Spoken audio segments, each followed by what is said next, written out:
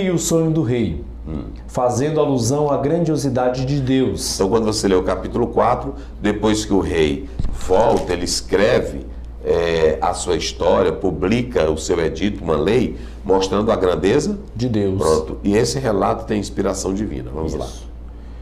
O relato possui uma inspiração divina. Isso. A satisfação momentânea do rei, o seu sonho. Vamos lá. Condição do rei. Ele era uma grande árvore que tinha a melhor política. Falsa segurança. Ou seja, tudo que ele tinha, todo o poder, não ia adiantar? Nada. O que mais? Satisfeito e próspero no palácio. Ele já tinha vencido muitas guerras, destruído muitos reinos, estabelecido, cresceu para cima, cresceu para os lados. E ele estava o que agora? Satisfeito e próspero. E o que mais? Pronto. Tem pessoas que quando conquista, está satisfeito, está próximo, mas se esquece de buscar a Deus que lhe deu o poder. E aí a casa cai. Vamos lá. Grandes conquistas. Ele conquistou vários. Sucesso. Ele já tinha sucesso ou não tinha? Tinha fama, tinha sucesso. O que mais? Riqueza e fama. Pronto, estava como? Bem sossegado. E o que mais? Alta confiança. Pronto, o poder que ele tinha, por isso que ele vai se orgulhar. Eu fiz. Vamos lá. Confrontado pela revelação divina. Aí Deus manda um sonho. E aí quando vem esse sonho, Daniel vai interpretar. E o rei vai ser o que agora? Espantado e perturbado. Ó, ele vai ser confrontado. Né? Aí ele vai ficar como? Espantado e perturbado. Que negócio é esse? Essa árvore bonita, essa árvore frondosa. E aí depois vem um ser angelical, corta, fica só o toquinho por 7 anos. Que negócio é esse? Aí pronto. Ele ficou espantado, perturbado, chama os sábios. Aí entra quem? Daniel, vamos lá. O homem com o espírito de um ser divino. Isso, vamos lá. A descrição do sonho, árvore frondosa, isso. Muitas folhas belas, muitos frutos, isso. Proteção para pássaros e animais. Aí o que mais? Sentinela, sim. 7 templos. Pode passar. Daniel interpreta o sonho e aconselha o rei. Vamos. Daniel humano, perturbado, preocupado, prudente em suas palavras. Se demonstrou afetivo, com fortes emoções, medo e pavor, inteligência espiritual e emocional. Pronto, inteligência espiritual e emocional. Tem aquele menino, Daniel Goleman, ele fala sobre a inteligência emocional. Ele diz que um dos sucessos de um líder é quando ele tem inteligência emocional. Que ele sabe se controlar frente às crises. Então, Daniel tinha 2 inteligências. A inteligência espiritual, que vinha de quem? De Deus. E a inteligência emocional. Ele tinha controle diante das crises. Mas veja bem, mesmo ele tendo controle, mas ele era humano. Ele ficou como diante do sonho? Com medo e com pavor. Com medo, preocupado, não é isso? Isso. Mas ele tem também o lado afetivo dele. Então ele mostra isso. E a outra coisa interessante é que Daniel, ele respeitava o rei. Ele não queria dizer qualquer palavra que ofendesse o rei. Porque se tratava. Tem crente aí que é saliente. Vamos lá. A interpretação do sonho. Árvore majestosa era o rei. Grandeza, poder, riqueza e juízo divino. Pronto, toda essa árvore bonita, com frutas, com abundância crescendo, era a majestade do rei. Só que aí vai vir o juízo divino, vai cortar essa árvore. Vamos lá. Juízo divino. Deus é Senhor, mas também é juiz e misericordioso. O mesmo Deus que diz, eu vou cortar, ele diz, vou deixar um troncozinho. Ou seja, a esperança de que tudo ia brotar de novo. Exatamente. Se a pessoa se arrepender, ele usa de quê? Misericórdia. Pronto, vamos lá. Vivendo entre animais. Nós já falamos aqui da doença que o próprio doutor M.J. Baxter, ele fala sobre isso, né? Nós falamos aqui, Barker, né? Ele fala sobre esse tipo de doença que aconteceu, né? Mas ele, na verdade, teve um surto, não é isso? E ele perde a sua capacidade racional e ele vai viver como se fosse animal. Eu coloquei aqui que, na verdade, ele vai ter ele tem um início de depressão e que fica essa crença ilusória de natureza mórbida, ok? Vamos lá. Vivendo entre animais, 7 anos ou 7 tempos. Isso. Perda do juízo e discernimento mental. Isso. O conselho de Daniel. Deixar a soberba e renunciar aos pecados. Isso. Daniel como um pregador equilibrado, enfatizando a queda humana, a redenção e a graça divina. Isso. 3 coisas que Daniel pediu ao rei. Praticar a justiça. Sim. Abandonar a iniquidade. Ter misericórdia para com os pobres. Deus disciplinou Nabucodonosor pela sua negligência e falta de misericórdia. Então veja que Daniel, ele é um pregador equilibrado, né? Ele mostra para o rei que Deus vai abater, mas ele também mostra ao mesmo tempo que Deus pode usar de misericórdia, não é isso? Que está aí no texto. Exatamente. Que Deus quer manifestar a sua graça, o seu favor divino. E que para o rei não cair nessa desgraça, ele teria que praticar a justiça, abandonar os seus pecados. Exatamente. Olha a sinceridade. Irmão, não é esses pregadorzinhos aí de hoje não, que fica com o negócio, olha querido, não. Ele tinha a palavra da graça, mas ele diz, majestade, Deus quer te abençoar. Ele já está lhe abençoando. Majestade, Deus é bom contigo. Agora, pratique a justiça, cuide mais dos pobres, ame mais as pessoas. Ô rei, abandona as tuas iniquidades. E aí tem a misericórdia dos pobres. Porque tem pregador que só faz zoada, mas não tem apelo. Agora, bota aqui na cara dele. Tem pregador que só faz zoada, barulho, farofa, mas não tem apelo. Tá vendo? Não oferece nem mostra o caminho do arrependimento. Tá vendo? É isso. Daniel não, era sincero, amava o rei, e ele não queria usar de palavras depreciativas, mas ele disse a verdade. Vamos lá. Pode ir passando aí. O cumprimento da profecia é a restauração do rei. Isso. O sonho se cumpre depois de um ano. A vanglória de Nabucodonosor. Isso. A prepotência de Nabucodonosor. Não se apegou com a verdade que sabia. Isso. Não teve arrependimento genuíno. E o que mais? O destino de Nabucodonosor. Seu surto. Então o sonho se cumpre por quê? Deus ele traz o sonho antes de um ano, né? Isso. Para antes de se cumprir tem um ano. E aí o rei não se arrepende. Daniel deu toda alerta, deu todo o conselho, mas nem sempre quem ouve a verdade, quem sabe a verdade, quer cumprir a verdade. Ele não se apegou. Aí o que o rei demonstrou? Arrogância, vanglória, prepotência. Não se apegou à verdade que sabia, não teve arrependimento, apenas ouviu. Aí veio o destino dele. Qual foi o destino?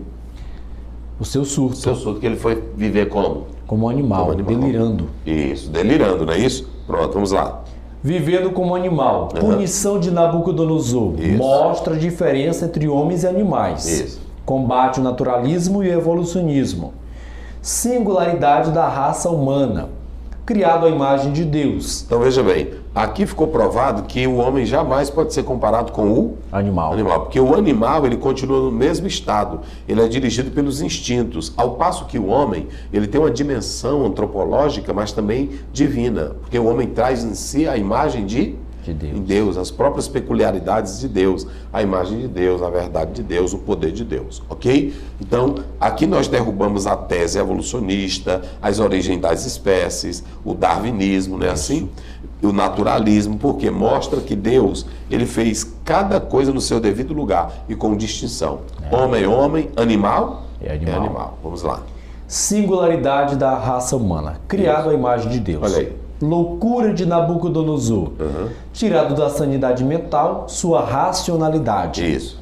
Loucura no plano espiritual, animais irracionais. Isso. Animais irracionais vezes racionais. Instinto, inclinação carnal. Veja bem, aqui ele está mostrando que o rei que tinha toda a coroa, toda a glória, ele entrou no estado de insanidade mental, de loucura, teve um surto, né? O início de depressão começa a alteração na própria natureza do rei, que é vista aqui como tipo de uma doença que é diminuída de intensidade de modo espontâneo, ok? E aqui ele trata dessa natureza mórbida. Perceba que o rei, ele agora vai para um estado deprimente, um estado de humilhação. Um rei que era tão grande vai viver como animal. E veja bem, eu disse agora há pouco que os animais são dirigidos pelos instintos. Isso. Já o homem é dominado pela sua natureza carnal, o homem pecaminoso. E ele vai para as condições mais baixas, mais vis, porque ele está no pecado. E aí eu falei sobre a loucura do animal racional. A Bíblia diz que lá em Romanos, está aí no texto, eles deixaram de adorar o Criador para adorar o quê? A criatura. Desce no mais baixo vil, né? Opa, esse segundo parágrafo, pastor. De quem? Pode ler. Essa expressão em inglês aqui. Aqui ele está dizendo o seguinte: aqui o que se descreve é uma condição conhecida como Butterfly, em forma de delírio, em que a pessoa acredita ser um boi ou outro animal, né? Por isso que eu falei aqui que ele entra nesse estado mórbido e ora ele pensa que é uma coisa, né? Como se fosse um transtorno, né? Ele estaria nesta condição, né? Aí na tela o Daniel está colocando a expressão aí para você, ok? E você pode observar essa ideia aí dessa loucura do rei. Então, lá em Romanos, primeiro mostra a loucura do homem, que deixa o Criador para adorar o quê? A criatura. E eles ficam como piores que animais irracionais que trocam a natureza. Isso. Né? O homem não quer mais a mulher não quer mais o homem, aí mistura as coisas e vamos lá. Loucura dos chefes de nações. Isso. Dominados pela soberba. Independência, grandeza sem Deus. Veja bem, um chefe de Estado que não quer Deus, ele rasga a Bíblia, manda fechar a igreja, derrubar a igreja, ele quer destruir tudo. Isso é o primeiro sinal de que uma pessoa não gosta de Deus, nem da palavra e nem quer a ordem. Ele quer acabar com tudo e depois ele vai implantar o próprio culto em torno da sua pessoa. Então, muito cuidado com essas ações. Ele tem uma vida de independência fora de Deus. Eles não creem em Deus, não querem saber de Deus. E todo chefe de nações que caminha assim, amanhã a queda dele é o quê? É grande. É grande. Ok? Vamos lá. A nossa época. Antropocentrismo, Deus acima. Independência. Seguir seu próprio caminho de arrogância. Isso. Não se importam com Deus. Orgulho prepotente. Ou seja, quando nós falamos de antropocentrismo, o homem tira Deus de cena. Ele não quer Deus em nada. Tem irmão que diz assim, os nossos hinos são antropocêntricos. Não, está errado. Os irmãos, os cantores que cantam, falando que Deus te guia, Deus te ajuda, Deus te tirou do zero, eles não estão falando de antropocentrismo. Porque mesmo na canção eles estão exaltando quem? A Deus. A Deus. Por exemplo, se eu chego em algum lugar, eu digo, Deus me trouxe até aqui. Não é antropocentrismo. A gente tem que ter cuidado nisso. Tem um bocado de gente aí batendo, eu já vi um monte de teólogo batendo, mas se você pegar... estão cantando louvor. Não, a pessoa está dizendo que Deus o colocou ali. Deus disse que ia levantar Josué ou não disse? Diz. Então pronto, isso não é antropocentrismo. É um homem que confiou em Deus.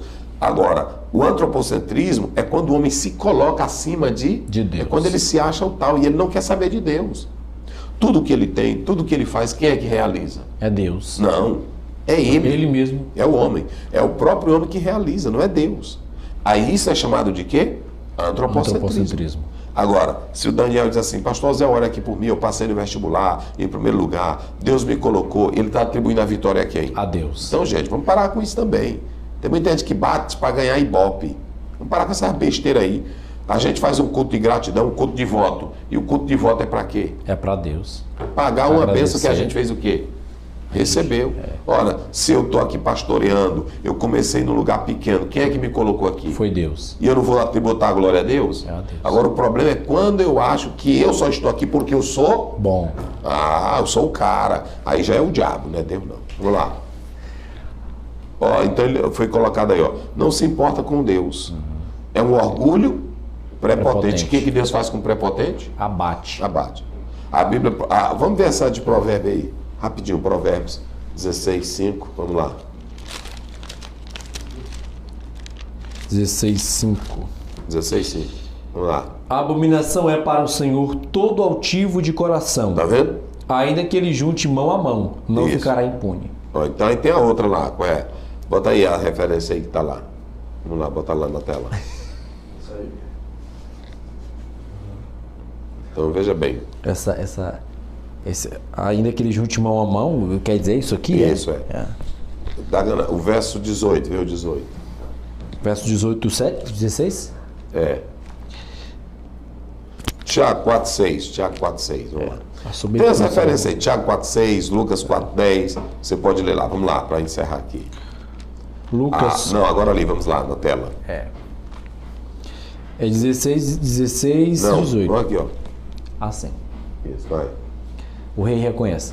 O rei conhece a grandeza de Deus. Isso. Confrontado pela mensagem divina. Quem era Nabucodonosor? Isso. Humilhação, reconhecimento do Deus Supremo. Cuidado com orgulho. Isso. Realizações pessoais. Pronto, veja bem. Nós colocamos aqui que depois que Daniel fala aquilo aí, se cumpre tudo, que Deus tira ele daquele estado, Deus vai tirar porque o rei, ele reconheceu tudo. Mas primeiro ele foi confrontado pela mensagem de Daniel. Segundo, Nabucodonosor, à luz de Jeremias 26:9, bem como outros textos, era um homem que Deus estava usando naquele momento. Isso. Era o cabeça de ouro. Só que ele não tributou tudo a Deus. Então, quando entrou a humilhação, aí ele reconhece quem é Deus. E eu coloquei aqui, cuidado com o orgulho. Por quê? Às vezes eu estou tendo as minhas realizações pessoais, eu cheguei no melhor posto, na maior posição, na melhor posição, no melhor poder, e é uma realização pessoal. E eu sento numa cadeira de chefe e digo, eu, pelo meu esforço pessoal, cheguei até aqui. Eu, pelo meu esforço pastoral, a minha excelência, o meu trabalho de qualidade, eu cheguei até aqui. Ou seja, cuidado com o orgulho pessoal. Foi esse tipo de arrogância que derrubou quem? Que pode derrubar você. Em último lugar, vamos lá? Pregação para todas as pessoas. Vamos. Daniel não desistiu de Nabucodonosor. Sim. Pessoas poderosas podem ser transformadas pela mensagem. Vai. Nenhuma criatura pode rivalizar com Deus. Isso. Deus redime o ser humano arrependido. E o que mais? Deus traz restauração. Então Daniel amava o rei, não desistiu do rei, pregou a verdade para ele, não é isso? Isso. Aqui está claro que também pessoas poderosas, ricos, famosos, podem se render ou não ao evangelho? Sim. Nós podemos pregar. E nenhuma criatura, fique a lição, nenhuma criatura pode se revoltar contra quem? Contra Deus. Porque Deus não dá a sua glória para ninguém. E ele abate quem é soberbo. E Deus, ele redime qualquer pecador, seja ele rico, seja pobre, seja branco, seja negro, seja quem você quiser. Se você se arrepender, Deus traz a restauração. Ora, Magna. Senhor nosso Deus, obrigado, Pai, por esta aula, por este aprendizado. Espírito Santo de Deus, continue colocando no nosso coração a Tua mensagem, a mensagem de Deus. Nós te pedimos e te agradecemos por todas essas bênçãos. Amém. A graça de nosso Senhor Jesus Cristo, o amor de Deus, a comunhão e a consolação sejam com todos os jovens, que todos digam. Amém. Deus abençoe.